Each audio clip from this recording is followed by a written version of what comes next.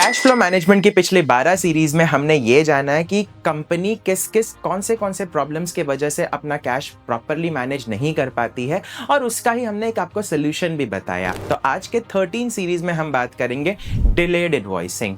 इसका मतलब क्या होता है कि हमने काम कर लिया बट हम क्लाइंट को इनवॉइस ही नहीं भेज पाते हैं। अब इसका रीजन क्या होता है? मोस्टली जितनी कंपनीज होती है वो उनका मैनुअल इनवॉइसिंग सिस्टम होता है, ऑटोमेशन सिस्टम उनका लैक करता है। क्लाइंट को जब इनवॉइस जाता है तो जो क्लाइंट के एंड से जो अप्रूवल मैकेनिक्स होते हैं वो बड़े स्ट्रिंजेंट होते हैं। अब इसका इंपैक्ट ये होता है कि कंपनी के वर्किंग कैपिटल में प्रेशर आ जाता है। वो कंपनी प्रॉपरली अपना वर्किंग कैपिटल मैनेज नहीं कर पाता। क्यों? क्योंकि आपका इनवॉइस टाइम पे नहीं गया है। इनवॉइस टाइम पे नहीं गया तो आपको पेमेंट टाइम पे नहीं आएगा। पेमेंट टाइम पे नहीं आएगा तो बाकी की सारी चीजें कर ही नहीं पाओगे एंड इसके वजह से कंपनी मेजरली लॉसेस में चली जाती है या फिर कंपनी को बंद भी करना पड़ता है। ठीक है, तो इसका सोल्यूशन क्या है? आप ये देखिए कि किस तरीके से आप एआई या ऑटोमेशन टूल्स को आप यूज करके आप अपने इनवॉइसिंग सिस्टम को आप सेट कर सको।